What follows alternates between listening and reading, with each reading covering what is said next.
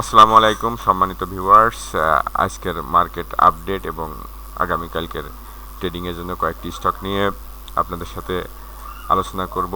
প্রথমেই DAC trading বিডির পক্ষ থেকে আপনাদের সবাইকে স্বাগতম। আমার ফেসবুক পেজ এবং কি বলে আপনার এই ফেসবুক পেজ এবং ইউটিউব চ্যানেল আপনারা সাবস্ক্রাইব করবেন এবং আমাকে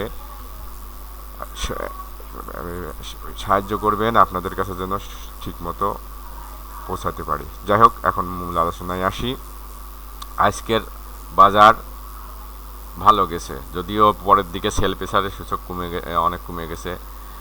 50+ হয়ে গিয়েছিল, পরে 35.46 প্লাস আছে। আজকের লেনদেন 1279.13 করো, 1200 প্রায় নিয়ার 1300 কোটি। অ্যাডভান্স 242, 92টা ডিসক্লাইন এবং 49টা আনচেঞ্জড।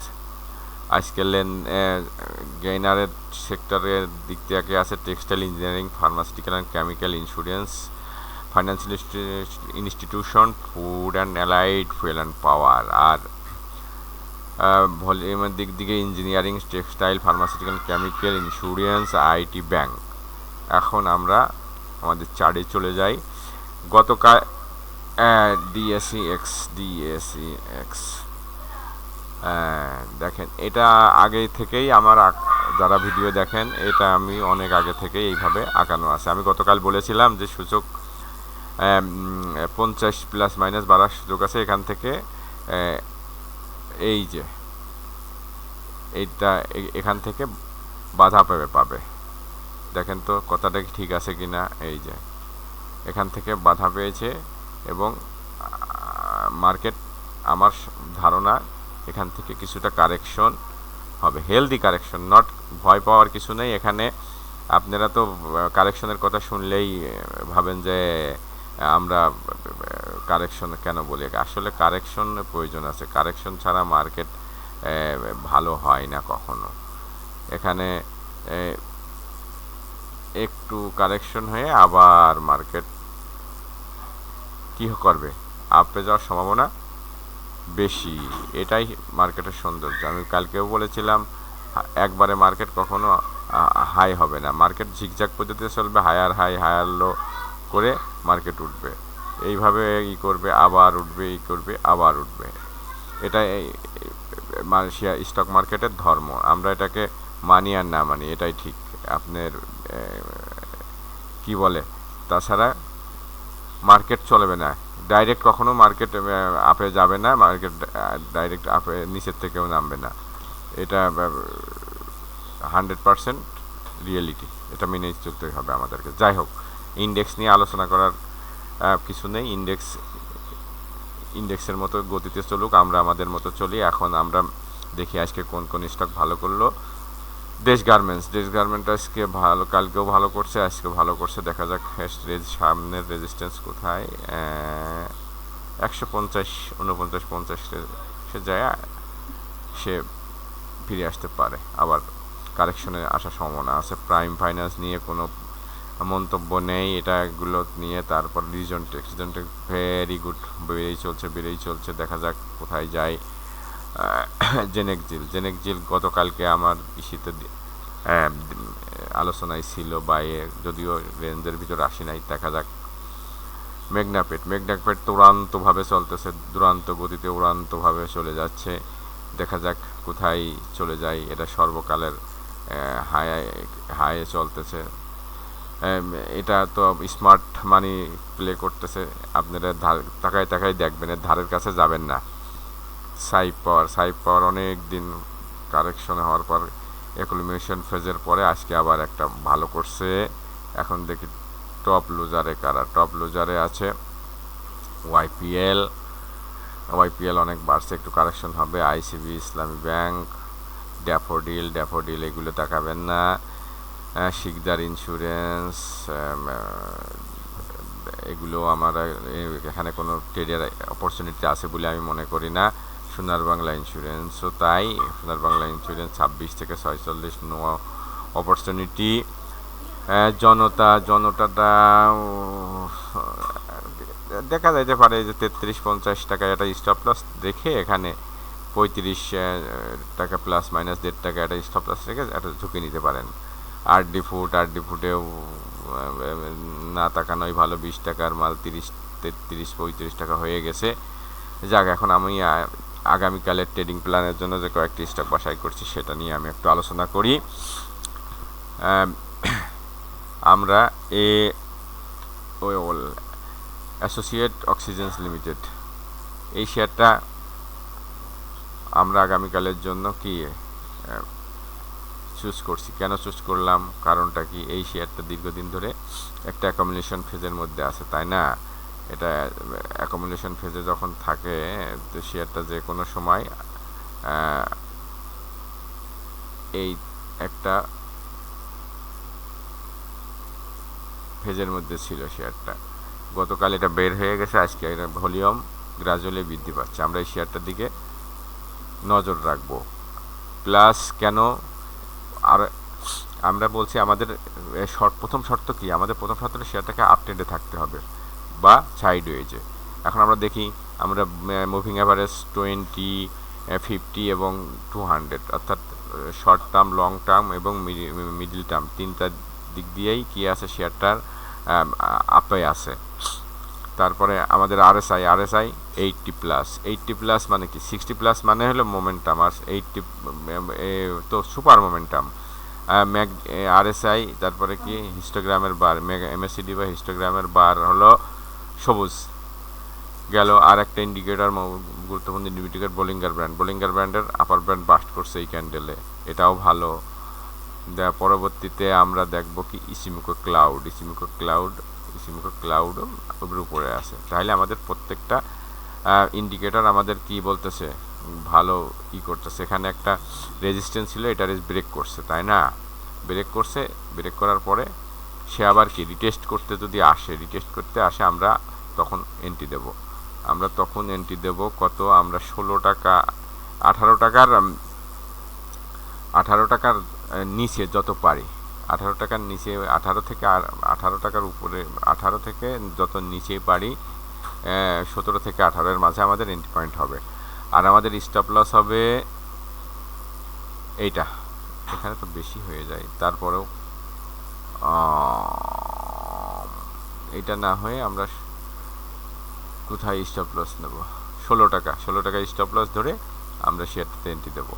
আমরা সবসময় কি বলছি, আমরা আগে স্টপ লস নির্ধারণ করবো, স্টপ লস নির্ধারণ করার পরে আমরা লাভের চিন্তা করবো। তাহলে 16 টাকা স্টপ লস ধরে আমরা 17 থেকে 18 এর মাঝামাঝি এন্ট্রি দেবো। আমাদের প্রথম টার্গেট থাকবে কত, আমাদের প্রথম টার্গেট থাকবে 21 টাকা, আমাদের প্রথম টার্গেট থাকবে 21 টাকা, পরবর্তী 21 থেকে 22 টাকা, পরবর্তীতে দেখা যাবে পরবর্তী হিসাব কোথায় যায় মেলে। পরবর্তী শেয়ার আমাদের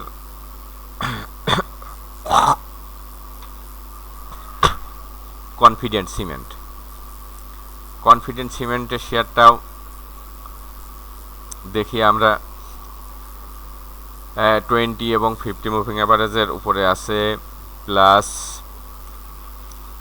আরএসআই আছে কত, 75, অর্থাৎ 60 হলো কি মোমেন্টামের কাছাকাছি আছে। ভলিউম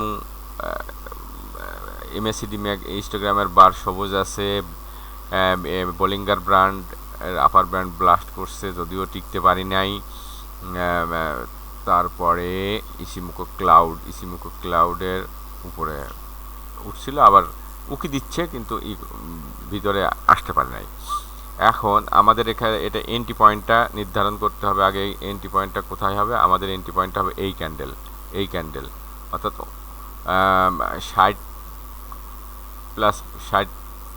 থেকে 62 এর মাঝে যত কমে আমরা কিনতে পারি, 60 প্লাস মাইনাস যত কমে কিনতে পারি। আর আমাদের স্টপ লস হবে এইটা 57 টাকার ইসে যদি নিচে ক্লোজিং দেয়, তাহলে আমরা শেয়ারটা থেকে এক্সিট নিয়ে যাব। আর আমাদের টার্গেট থাকবে 68 থেকে 69 টাকা গেল। পরবর্তী শেয়ার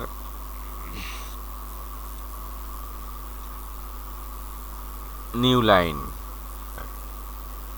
নিউ লাইন শেয়ারটার দীর্ঘদিন ধরে শেয়ারটা এখান থেকে একটা মুভ দিছে, দিয়ে আবার শেয়ারটা কারেকশন হয়ে নিচেই আসছে, আসার পরে শেয়ারটা কি করছে আবার আসার পরে এই যে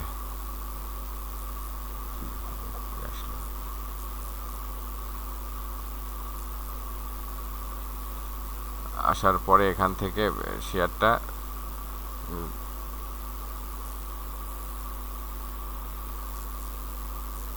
আবার আপার ট্রেন্ডে যাওয়ার চেষ্টা করতেছে, তাই না? এখন আমরা দেখি আমাদের শর্তগুলো সে পূরণ করতে পারে কিনা। শর্ট টার্ম 20 এবং 50-র উপরে আছে, প্রথম শর্ত সে সাকসেস উত্তীর্ণ হয়েছে। দ্বিতীয় শর্ত কি? আরএসআই 66, ওকে 60 প্লাস হলে মোমেন্টাম। এমএসিডি হিস্টোগ্রামের বার সবুজ। এখন এই তিনটা ইন্টিগ্রেটে সে উত্তীর্ণ হয়েছে। এখন দেখি বোলিঙ্গার ব্যান্ডের আপার ব্যান্ড বাস্ট করছে, ওকে গুড সাইন। এবং ইসিমুকো ক্লাউডের মাঝামাঝি প্রায় আর একটাই হলেই ভেদ করবে, গুড কাছাকাছি গেছে। আমরা এখন এই শেয়ারটার আগে কি বলবো, আমি সবসময় বলছি আমরা আগে স্টপ লস নির্ধারণ করব। আমাদের স্টপ লস কোথায় থাকবে? আমাদের স্টপ লস থাকবে শেয়ারটা এই যে 5 টাকার নিচেই যদি ক্লোজিং দেয়, 5 টাকার নিচে ক্লোজিং দিলে এই শেয়ারটা থেকে আমরা এক্সিট নিয়ে বের হয়ে যাব। আর আমাদের একটা এন্ট্রি পয়েন্ট কোথায় হবে? আমাদের এন্ট্রি পয়েন্ট হবে এই ক্যান্ডেলটাই আমাদের এন্ট্রি পয়েন্ট, এই ক্যান্ডেলের এন্ট্রি পয়েন্ট, অর্থাৎ এই ক্যান্ডেলের যত নিচ ভিতরে পারি আমরা চেষ্টা করব 5.5 টাকা 60 পয়সা, এইরকম 40 পয়সা আস্তে আস্তে আমরা টুকাবো। আমরা বলছি না কখনো আমরা কোনো শেয়ারের পিছনে ধাওয়া করব না, আমাদের রেঞ্জের ভিতরে আসলে আমরা এন্ট্রি দেব। তাহলে আমরা এই ক্যান্ডেল আমাদের এন্ট্রি পয়েন্ট এবং 5 টাকার নিচেই ক্লোজিং। আমাদের প্রথম টার্গেট হবে কত? 6 টাকা 70 পয়সা থেকে 7 টাকা, 6 টাকা 70 পয়সা থেকে 7 টাকা। পরবর্তী স্টক হলো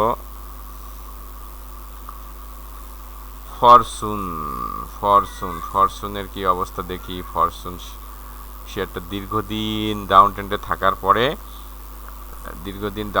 থাকার পরে সে আবার কি করছে, আবার উপরের দিকে যাওয়ার চেষ্টা করতেছে, দেখেন, তাই না? এখন আমি আমাদের প্রথম প্রায়োরিটি কি? আমরা দেখতে হবে 20 এবং 50 মুভিং অ্যাভারেজের উপরে আছে কিনা। এই হলো 20 এবং এই হলো 50, দুটোই উপরে আসছে। তারপরে আরএসআই 64.43, অর্থাৎ আরএসআইও ভালো আছে, হাই মোমেন্টামে আছে। তারপরে কি? এমএসিডি বা হিস্টোগ্রামের বার সবুজ গেল। এখন আমরা আসি আর একটা জনপ্রিয় ইন্ডিকেটর বোলিঙ্গার ব্যান্ডের আপার ব্যান্ড ব্লাস্ট করছে এই ক্যান্ডেল দ্বারা, তাই না? এখন আর একটা দেখি আমরা ইসিমুকো ক্লাউডের এই অংশ ভেদ করে এই অংশের উপরে ভিতরে ঢুকে যাচ্ছে, গুড, ভালো সাইন গেল। তাইলে আমরা এখানে আগে কি বলছি, আমরা স্টপ লস নির্ধারণ করে নিই, লাভ আমাদের পরে। আগে আমরা কি করব? লসের চিন্তা। আমরা 12 টাকা 80 পয়সা আমাদের স্টপ লস, অর্থাৎ 12 টাকার 80 পয়সার নিচে 70 পয়সায় যখনই ক্লোজ দেবে আমরা শেয়ারটা থেকে এক্সিট নিয়ে বের হয়ে যাব। আমাদের এখন এন্ট্রি পয়েন্ট কোথায়? আমরা চেষ্টা করব 13 টাকা 70 থেকে 13 টাকা 80 পয়সা বা 90 পয়সা, অর্থাৎ 14 টাকার যত নিচে আমরা এন্ট্রি দিতে পারি, 14 থেকে 14 টাকার যত নিচে এন্ট্রি দিতে পারি। আর আমাদের টার্গেট থাকবে কত? আমাদের টার্গেট থাকবে 15.5 থেকে 16, 15.5 থেকে 16 প্রথম টার্গেট। পরবর্তীতে টার্গেট তো অনেক, পরবর্তী টার্গেট তো এই শেয়ারটার এই তো 17 টাকা 70 পয়সা 80 পয়সা 18 টাকা 19 টাকা। তো যাক, আমাদের প্রথম টার্গেট হিট করলেই আমাদের 2:1 আসলেই আমরা খুশি। পরবর্তী স্টক সাইপ পাওয়ার শেয়ারটাও দীর্ঘদিন একটা কি আপ ট্রেন্ডের পরে আবার কি ডাইরেক্ট পতন হয়েছে, পতন হওয়ার পরে সাইডওয়েজ হয়ে আজ আবার শেয়ারটা কি করছে? মুভ দিছে উপরের দিকে, তাই না? এখন আমাদের শর্ত কি আমাদের প্রথম শর্ত হলো 20 এবং 50-র উপরে থাকতে হবে। 20-50-র উপরে আছে, RSI 64 good, RSI 60 plus momentum, এবং এই হিস্টোগ্রাম MACD বা ম্যাকডি বা MACDর হিস্টোগ্রামের বা সবুজ, বোলিঙ্গার ব্র্যান্ডের আপার ব্র্যান্ড ব্লাস্ট করছে। আর এখন ইসিমুকো ক্লাউডে মেঘের ভিতর ঢুকে গেছে, যদিও পার করেনি। যাই হোক, আমাদের 5টার ইন্ডিকেটরের 4টেই আমাদের গ্রিন সিগন্যাল দিচ্ছে। তাহলে আমরা এখন কি করব? আমরা আগে বলছি কি স্টপ লস নির্ধারণ করব। আমাদের স্টপ লস হলো 5 টাকা 80 পয়সা। 5 টাকার 80 পয়সার নিচে ক্লোজিং দেওয়ার সাথে সাথে আমরা এই শেয়ার থেকে এক্সিট নেব। আর তাহলে আমাদের এন্ট্রি পয়েন্ট কি? আমাদের এন্ট্রি পয়েন্ট হবে 6.5 টাকা, 6 টাকা 40 পয়সা প্লাস মাইনাস 6 টাকা 40, 6.5 টাকা যত। এই ক্যান্ডেল, সোজা কথা, এইটাই আমাদের এন্ট্রি ক্যান্ডেল। এই ক্যান্ডেলটাই হবে আমাদের এন্ট্রি ক্যান্ডেল। এর যত নিচেই আমি কিনতে পারি, অর্থাৎ 6 টাকা আমি চেষ্টা করবো 6 টাকা 40 পয়সা 50 পয়সা এই লেভেলে কেনার। আর আমাদের স্টপ লস তো নির্ধারণ করছি। আর আমাদের টার্গেট হলো 8 টাকা, প্রথম টার্গেট 8 টাকা। পরবর্তীতে হিসাব দেখা যাবে কি অবস্থা হয়। এখন আর একটা শেয়ার দিয়ে শেষ করছি,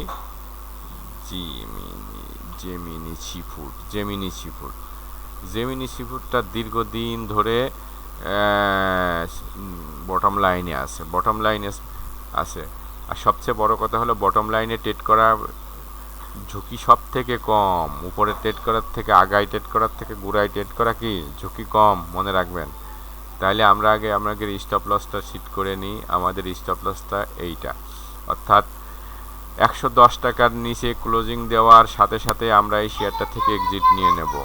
এখন আমি কেন এই শেয়ারটাতে এন্ট্রি দেবো কেন?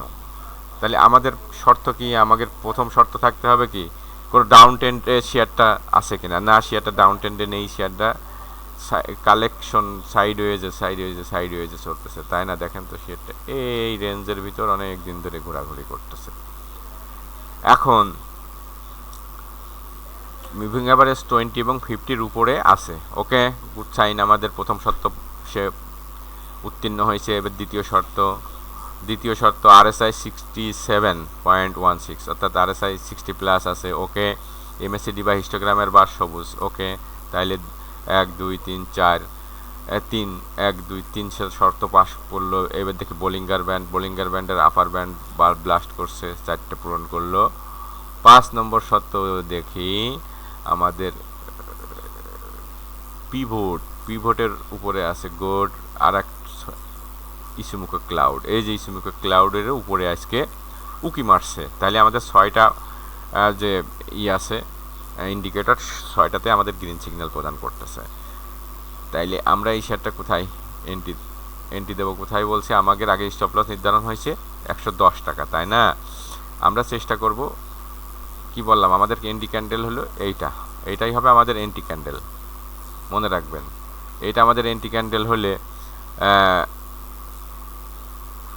আমরা এই ক্যান্ডেলের যত নিচে পারি এর ভিতরে, এই ক্যান্ডেলের যত নিচেই, অর্থাৎ আমরা চেষ্টা করব 15 থেকে 20-এর মাঝামাঝি যত নিচেই পারি আমরা এন্ট্রি দেওয়ার চেষ্টা করব।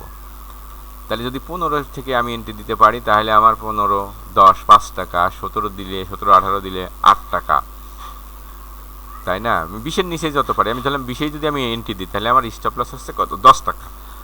10 টাকা আমার স্টপ লস থাকলে আমার প্রফিট করতে হবে কত? 20 টাকা। তাহলে 120 2:1 হচ্ছে 120 আর 20 140, তাই না? আমার টার্গেট থাকতে হবে, প্রথম টার্গেট কি 140 টাকা লেভেলে। 140 টাকা আমার প্রথম টার্গেট। পরবর্তীতে যখন ক্যান্ডেল দেখবো করব, পরবর্তী সিদ্ধান্ত, পরবর্তীতে 40 থেকে 50 পর্যন্ত আমার টার্গেট। এই ভিডিও বেশি লম্বা করব না, লম্বা ভিডিও আপনারা দেখেন না। পরিশেষে আবারও যারা আমার চ্যানেলকে সাবস্ক্রাইব করেছেন তাদেরকে অসংখ্য ধন্যবাদ, এবং যারা করেন নাই তারা সাবস্ক্রাইব করবে, লাইক শেয়ার কমেন্ট করবেন, এই আশাবাদ ব্যক্ত করেই আজকের মতো আমার ভিডিও এখানেই শেষ করছি। আপনাদের সবাইকে আল্লাহ সুস্থ দান করুক এই কামনা করে আল্লাহ হাফেজ।